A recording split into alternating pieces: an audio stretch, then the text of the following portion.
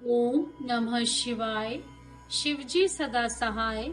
ओम नमः शिवाय। गुरुजी सदा सहाय। शिव पूजन की विधि तथा उसका फल। ऋषि बोले, व्यास शिष्य महाभाग सूजी आपको नमस्कार है। आज आपने भगवान शिव की बड़ी अद्भुत एवं परम पावन कथा सुनाई है। दयानिधि ब्रह्मा और नारद जी के संवाद के अनुसार आप हमें शिव पूजन की वह विधि बताइए जिससे यहाँ भगवान शिव संतुष्ट होते हैं। ब्राह्मण, क्षत्रिय, वैश्य और रुद्र सभी शिव की पूजा करते हैं। वह पूजन कैसे करना चाहिए, आपने व्यास जी के मुख से इस विषय को जिस प्रकार सुना हो वह बताइए। महर्षियों का वह कल्याणप्रद एवं श्रुति सम्मत वचन सुनकर सूजी ने उन मुनियों के प्रश्न के अनुसार सब बातें प्रसन्नता पूर्वक बताई। सूजी बोले, मुनि ऋषियों, आपने बहुत अच्छी बात पूछी है, परंतु वह रहस्य की बात है। मैंने इस विषय को जैसे सुना है और जैसी मेरी बुद्धि है उसके अनुसार आज कुछ कह रहा हूँ। जैसे आप लोग पूछ रहे हैं उसी तरह पूर्व काल में व्यास जी ने सनत कुमार जी से पूछा था। फिर उसे उपमन्यु जी ने भी सुना था। व्यास जी ने शिव पूजन आदि जो भी विषय सुना था उसे सुनकर उन्होंने लोकहित की कामना से मुझे पढ़ा दिया था। इसी विषय को भगवान श्री कृष्ण ने महात्मा उपमन्यु से सुना था। पूर्व काल में ब्रह्मा जी ने नारद जी से इस विषय में जो कुछ कहा था वही इस समय में कह रहा हूँ। ब्रह्मा जी ने कहा, नारद, मैं संक्षेप से लिंग पूजन की विधि बता रहा हूँ, सुनो। जैसा पहले कहा गया है वैसा जो भगवान शंकर का सुखमय, निर्मल एवं सनातन रूप है उसका उत्तम भक्ति भाव से पूजन करें। इससे समस्त मनोवांछित फलों की प्राप्ति हो। दरिद्रता, रोग, दुख तथा शत्रु जनित पीड़ा, ये 4 प्रकार के पाप कष्ट तभी तक रहते हैं जब तक मनुष्य भगवान शिव का पूजन नहीं करता। भगवान शिव की पूजा होते ही सारे दुख विलीन हो जाते हैं और समस्त सुखों की प्राप्ति हो जाती है। तत्पश्चात समय आने पर उपासक की मुक्ति भी होती है। जो मानव शरीर का आश्रय लेकर मुख्यतः संतान सुख की कामना करता है उसे चाहिए कि वह संपूर्ण कार्यों और मनोरथों के साथ महादेव जी की पूजा करे। ब्राह्मण, क्षत्रिय, वैश्य और शूद्र भी संपूर्ण कामनाओं तथा प्रयोजनों की सिद्धि के लिए कर्म से विधि के अनुसार भगवान शंकर की पूजा करें। प्रातः काल ब्रह्म मुहूर्त में उठकर गुरु तथा शिव का स्मरण करके तीर्थों का चिंतन एवं भगवान विष्णु का ध्यान करें। फिर मेरा, देवताओं का और मुनि आदि का भी स्मरण चिंतन करके स्तोत्र पाठ पूर्वक शंकर जी का विधि पूर्वक नाम ले। उसके बाद शैया से उठकर निवास स्थान से दक्षिण दिशा में जाकर मल त्याग करें। उन्हें एकांत में मलोत्सर्ग करना चाहिए। उससे शुद्ध होने के लिए जो विधि मैंने सुन रखी है उसी को आज कहता हूँ। मन को एकाग्र करके सुनो। ब्राह्मण गोदा की शुद्धि के लिए उसमें 5 बार शुद्ध मिट्टी का लेप करे और धोए। क्षत्रिय 4 बार, वैश्य 3 बार और शूद्र 2 बार विधि पूर्वक गोदा की शुद्धि के लिए उसमें मिट्टी लगाए। लिंग में भी 1 बार प्रयत्न पूर्वक मिट्टी लगानी चाहिए। तत्पश्चात बाएं हाथ से 10 बार और दोनों हाथों से 7 बार मिट्टी लगाकर धोएं। प्रत्येक पैर में 3-3 बार मिट्टी लगाएं। फिर दोनों हाथों में भी मिट्टी लगाकर धोएं। स्त्रियों को शूद्र की ही भांति अच्छी तरह मिट्टी लगानी चाहिए। हाथ पैर धोकर पूर्ववत शुद्ध मिट्टी ले और उसे लगाकर दांत साफ करें।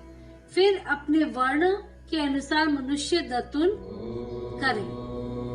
ब्राह्मण को 12 उंगल की दतुन करनी चाहिए। क्षत्रिय 11 उंगल, वैश्य वैश्य 10 उंगल और शूद्र 9 उंगल की दतुन करे। यह दतुअन का मान बताया गया है। मनुस्मृति के अनुसार काल दोष का विचार करके ही दतुअन करे या त्याग दे। तात षष्ठी, प्रतिपदा, अमावस्या, नवमी, व्रत का दिन, सूर्यास्त का समय, रविवार तथा श्राद्ध दिवस ये दंत धावन के लिए वर्जित है। इनमें दतुअन नहीं करनी चाहिए। दतुअन के पश्चात तीर्थ, जलाशय आदि में जाकर विधि पूर्वक स्नान करना चाहिए। विशेष देश काल आने पर मंत्रोच्चारण पूर्वक स्नान करना उचित है। स्नान के पश्चात पहले आचमन करके वह धुला हुआ वस्त्र धारण करे, फिर सुंदर एकांत स्थल में बैठकर संध्या विधि का अनुष्ठान करे। यथा योग्य संध्या विधि का पालन करके पूजा का कार्य आरंभ करे। मन को स्थिर करके पूजा गृह में प्रवेश करें। वहाँ पूजन सामग्री लेकर सुंदर आसन पर बैठे। पहले न्यास आदि करके क्रमश महादेव जी की पूजा करें। शिव की पूजा से पहले गणेश जी की, द्वारपालों की और दिक्पालों की भी भली भांति पूजा करके पीछे देवता के लिए पीठ स्थान की कल्पना करें, अथवा अष्टदल कमल बनाकर पूजा द्रव्य के समीप बैठे और उस कमल पर ही भगवान शिव को समासीन करें। तत्पश्चात 3 आचमन करके पुनः दोनों हाथ धोकर 3 प्राणायाम करके मध्य प्राणायाम अर्थात कुंभक करते समय त्रिनेत्रधारी भगवान शिव का इस प्रकार ध्यान करें। उनके 5 मुख हैं, 10 भुजाएं हैं, शुद्ध स्फटिक के समान उज्जवल कांति है। सब प्रकार के आभूषण उनके श्रीअंगों को विभूषित करते हैं तथा वे व्याध धर्म चर्म की चादर ओढ़े हुए हैं। इस तरह ध्यान करके यह भावना करें कि मुझे भी इनके सामने ही रूप प्राप्त हो जाए, इनके समान ही रूप प्राप्त हो जाए। ऐसी भावना करके मनुष्य सदा के लिए अपने पाप को भस्म कर डाले। इस प्रकार भावना द्वारा शिव का ही शरीर धारण करके उन परमेश्वर की पूजा करें। शरीर शुद्धि करके मूल मंत्र का क्रमश न्यास करें अथवा सर्वत्र प्रणव से ही षटांग न्यास करें। ओम अद्यत्यादि रूप से संकल्प वाक्य का प्रयोग करके फिर पूजा आरंभ करें। पाद, अर्घ और आचमन के लिए पात्रों को तैयार करके रखें। बुद्धिमान पुरुष विधि पूर्वक भिन्न भिन्न प्रकार के 9 कलश स्थापित करें। उन्हें कुशाओं से ढककर रखें और कुशाओं से ही जल लेकर उन सबको प्रोक्षण करें। तत्पश्चात उन सभी पात्रों में शीतल जल डालें। फिर बुद्धिमान पुरुष देखभाल कर प्रणव मंत्र के द्वारा उनमें निमांकित द्रव्यों को डालें। खस और चंदन को पाद्य पात्र में रखें। चमेली के फूल, शीतल चीनी, कपूर, बड़ की जड़ तथा तमाल इन सबको यथोचित रूप से कूट पीसकर चूर्ण बना लें और आचमनीय के पात्र में डालें। इलायची और चंदन को तो सभी पात्रों में डालना चाहिए। देवादिदेव महादेव जी के पार्श्व भाग में नंदीश्वर का पूजन करें। गंध, धूप तथा भांति भांति के दीपों द्वारा शिव की पूजा करें। फिर लिंग शुद्धि करके मनुष्य प्रसन्नता पूर्वक मंत्र समूहों के आदि में प्रणव तथा अंत में नमः पद जोड़कर उनके द्वारा इष्ट देव के लिए यथोचित आसन की कल्पना करें। फिर प्रणव से पद्यासन की कल्पना करके यह भावना करें कि इस कमल का पूर्व दल साक्षात अणिमा नामक ऐश्वर्य रूप तथा अविनाशी है, दक्षिण दल लघिमा है, पश्चिम दल महिमा है, उत्तर दल प्राप्ति है, अग्नि कोण का दल प्राक्रम्य है, नैऋत्य कोण का दल ईशतत्व है, वायव्य कोण का दल वशित है, ईशान कोण का दल सर्वज्ञतव है और उस कमल की कर्णिका को सोम कहा जाता है। सोम के नीचे सूर्य है, सूर्य के नीचे अग्नि है और अग्नि के भी नीचे धर्म आदि के स्थान है। क्रमश ऐसी कल्पना करने के पश्चात चारों दिशाओं में भव्य महतत्व, अहंकार तथा उनके विकारों की कल्पना करें। सोम के अंत में स्तव, रज और तम, इन तीनों गुणों की कल्पना करें। इसके बाद सजोजात, प्रपदामी इत्यादि मंत्र से परमेश्वर शिव का आह्वान करके ओम वामदेवाय नमः इत्यादि वामदेव मंत्र से उन्हें आसन पर विराजमान करें। फिर ओम तत्पुरुषाय विघ्नः इत्यादि रुद्र गायत्री द्वारा इष्ट देव का सानिध्य प्राप्त करके उन्हें अघोरे अम्भ्यो देह अथ इत्यादि अघोर मंत्र से वहां निरुद्ध करें। फिर ईशानः सर्वविधा नामः इत्यादि मंत्र से आराध्य देव को पूजन करें। पाद्य और आचमनीय अर्पित करके अर्घ दें। तत्पश्चात गंध और चंदन मिश्रित जल से विधि पूर्वक रुद्र देव को स्नान कराएं।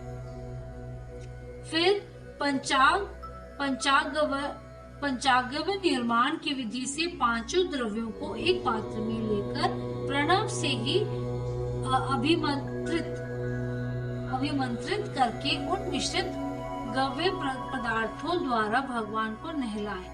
तत्पश्चात पृथक पृथक दूध, दही, मधु, गन्ने के रस तथा घी से नहलाकर समस्त अभीष्टों के दाता और हितकारी पूजनीय महादेव जी का प्रणव के उच्चारण पूर्वक पवित्र द्रव्यों द्वारा अभिषेक करें।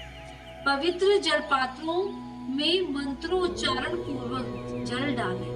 डालने से पहले साधक श्वेत वस्त्र से उस जल को यथोचित रीति से छान दें।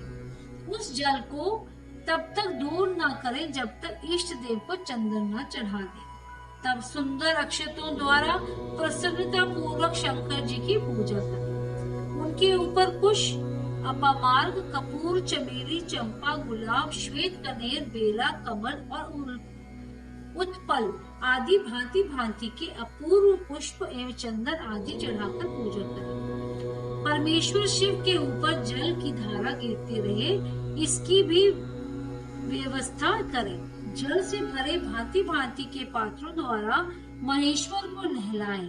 मंत्रोच्चारण पूर्वक पूजा करनी चाहिए। वे समस्त फलों को देने वाली होती है। तात मैं अब तुम्हें समस्त मनोवांछित कामनाओं की सिद्धि के लिए उन पूजा संबंधी मंत्रों को भी संक्षेप से बता रहा हूँ। सावधानी के साथ सुनो। पावन मान मंत्र से वांड्य में इत्यादि मंत्र से रुद्र मंत्र तथा नील रुद्र मंत्र से सुंदर एवं शुभ पुरुष सूक्त से श्री सूक्त से सुंदर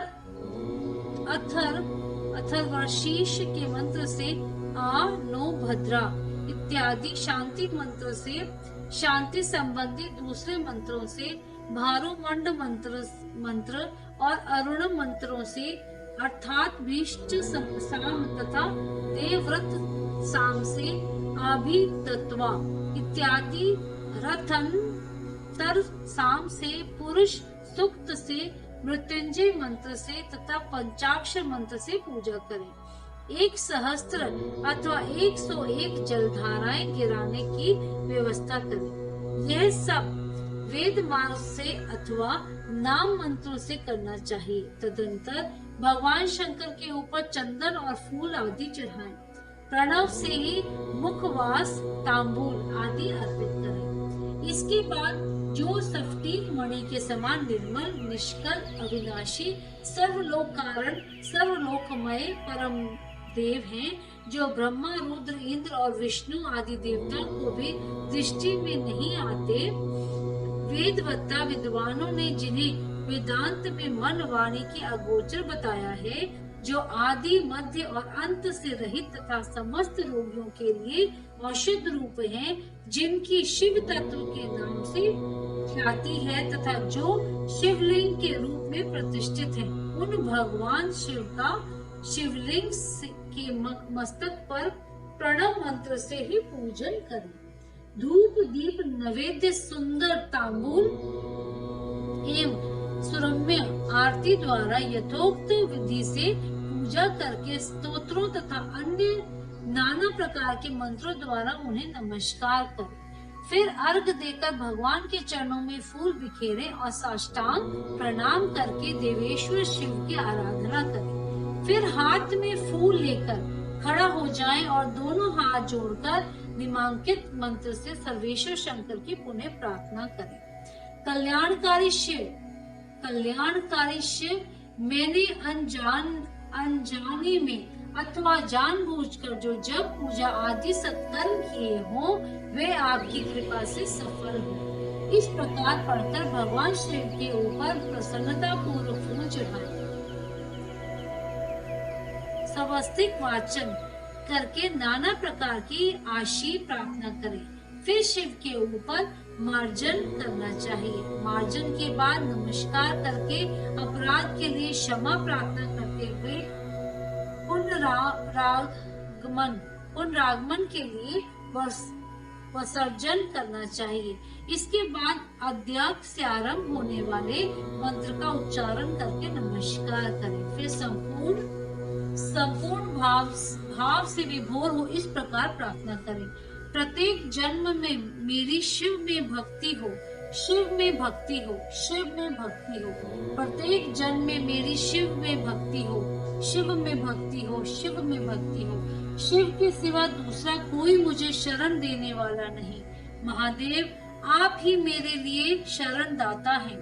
इस प्रकार प्रार्थना करके संपूर्ण सिद्धियों के दाता देवेश्वर शिव का पराभक्ति के द्वारा पूजन करें। विशेषतः गले की आवाज से भगवान को संतुष्ट करें। फिर सब परिवार नमस्कार करके अनुपम प्रसन्नता का अनुभव करते हुए समस्त लौकिक कार्य सुखपूर्वक करता रहे। जो इस प्रकार शिव भक्ति परायण हो प्रतिदिन पूजन करता है उसे अवश्य ही पग पग पर सब प्रकार की सिद्धि प्राप्त होती है। वह उत्तम वक्ता होता है तथा उसे मनोवांछित फल की निश्चय ही प्राप्ति होती है। रोग दुख दूसरों के निमित्त से रहने वाला उद्वेग कुटिलता तथा विष आदि के रूप में जो कष्ट उपस्थित होता है उसे कल्याणकारी परम शिव अवश्य नष्ट कर देते हैं। उस उपासक का कल्याण होता है। भगवान शंकर की पूजा से उसमें अवश्य सद्गुणों की वृद्धि होती है। ठीक उसी तरह जैसे शुक्ल पक्ष में चंद्रमा बढ़ते हैं। मुनिश्रेष्ठ नारद, इस प्रकार मैंने शिव की पूजा का विधान बताया। अब तुम क्या सुनना चाहते हो? कौन सा प्रश्न पूछने वाले हो? अध्याय 11वां समाप्त।